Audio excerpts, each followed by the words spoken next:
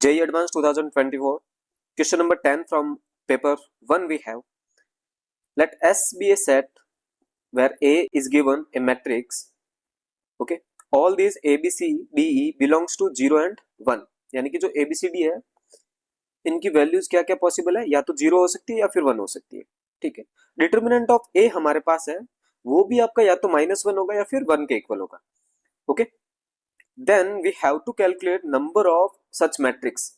Okay, possible कितनी matrix हो सकती है. तो चलिए पहला स्टेप आपका क्या होगा कि आप इसका डिटर्मिनेंट कैलकुलेट करोगे. तो determinant of A we are getting, if I am going with row 1 तो I will get 0 -1 e minus d plus c times b minus a. If further if I am going to arrange this one, तो determinant of a we have b minus e plus c of b minus a. इसकी जो possible values है या तो 1 होगी या फिर -1 होगी.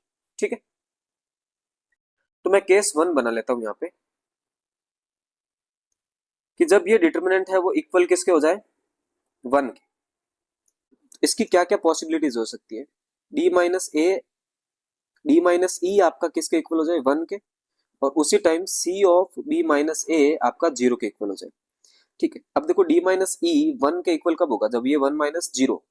ठीक है, और जब c of b minus a आपका 0 के इक्वल कैसे होगा, जब मैंने कहा कि c आपका 0 है तो ये जो b माइनस e है ये कुछ भी हो सकता है, राइट. ये 1 माइनस 0 भी हो सकता है, 0 माइनस 1 भी हो सकता है, या फिर आप कहोगे कि 1 माइनस 1 हो जाए या फिर 0 माइनस 0 हो जाए.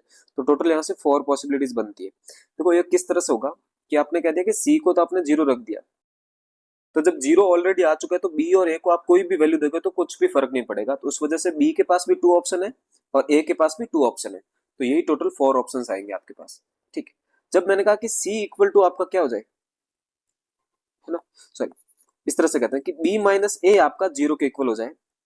ठीक है, जब b माइनस a आपका 0 के इक्वल हो सकता है, इसकी कितने पॉसिबिलिटीज हैं, इसके जो केसेस बन सकते हैं वो आप बनाओगे, या तो ये 0 माइनस 0 होगा या फिर 1 माइनस 1 होगा. जब ये 0 माइनस 0 होगा तो c की पॉसिबल वैल्यूज जो आ सकती है वो या तो c इक्वल टू 1 आएगा और या c इक्वल टू 0, या फिर c इक्वल टू 1 या c इक्वल टू 0. देखो c इक्वल टू 0 ऑलरेडी आप काउंट कर चुके हैं, है ना, यहाँ पे c इक्वल टू 0 तो केसेस काउंट कर चुके हैं. विच मींस यहाँ पे 2 पॉसिबिलिटीज आ रही है मेरे पास. ठीक है, तो फर्स्ट केस से जो टोटल पॉसिबिलिटीज मेरे को मिल रही है वो कितनी मिल रही है, 6 पॉसिबिलिटीज मिलेगी आपको. ठीक है, सिमिलरली अपन चलते हैं केस नंबर 2 पे. b माइनस ई आपका 0 के इक्वल हो जाए और c of b minus a आपका इक्वल हो जाए किसके, 1 के. अब d माइनस ई 0 के पॉसिबिलिटीज क्या क्या है, 1 माइनस 1 हो जाए या फिर 0 माइनस 0 हो जाए. और ये जो 1 है वो कब कब आएगा, तो ये 1 हो जाए या फिर 1 माइनस 0. ठीक है, और कोई पॉसिबिलिटीज बन नहीं सकती यहाँ पे. ठीक है ना, एक ही पॉसिबिलिटी होगी. इसका वजह से इसके जो पॉसिबल आंसर्स आ रहे हैं वो कितने होंगे आपके पास, 2 पेयर्स बन रहे हैं, है ना. या तो आप d और e को 1 1 लोगे, उस टाइम c को 1, b को 1 और a को 0 लेना पड़ेगा. जब मैं d और e को 0 0 ले रहा हूँ तब भी c के पास 1 और b को 1 और a को 0 लेना पड़ेगा. तो ये 2 पॉसिबिलिटीज है. तो यहाँ से देख रहे हो कि जब डिटर्मिनेंट 1 हो रहा है तो उसके टोटल 8 केसेस आ रहे हैं. सिमिलरली जब डिटर्मिनेंट -1 होगा तो भी 8 केसेस आएंगे. वो किस तरह से आएंगे, देखो केस नंबर 3. जब अपन कहते हैं कि d माइनस ई आपका -1 के इक्वल हो जाए और c of b minus a आपका 0 के इक्वल हो जाए, तो c of b minus a 0 के इक्वल कब कब हो रहा है, देखो उसके लिए 6 पॉसिबिलिटीज केसेस आ गए थे, अपन यहाँ पे कैलकुलेट कर चुके हैं ऑलरेडी. ओके, अब d माइनस ई 1 के इक्वल ओनली 1 पॉसिबिलिटी, 0 और 1. ठीक है, तो ये 6 पॉसिबल केसेस हुए यहाँ पे. केस नंबर 4 में क्या कह रहा हूँ कि जब d माइनस ई आपका 0 के इक्वल हो जाए और c of b minus a equal हो जाए किसके, 1 के, सॉरी -1 के इक्वल हो जाए.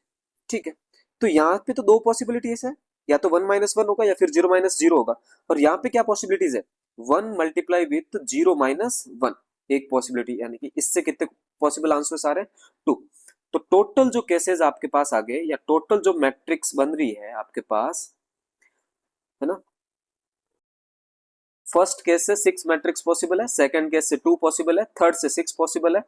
तो 6 प्लस 2 प्लस 6 प्लस 2 यानी कि 16 आपका आंसर हो जाएगा इसके अंदर. ओके.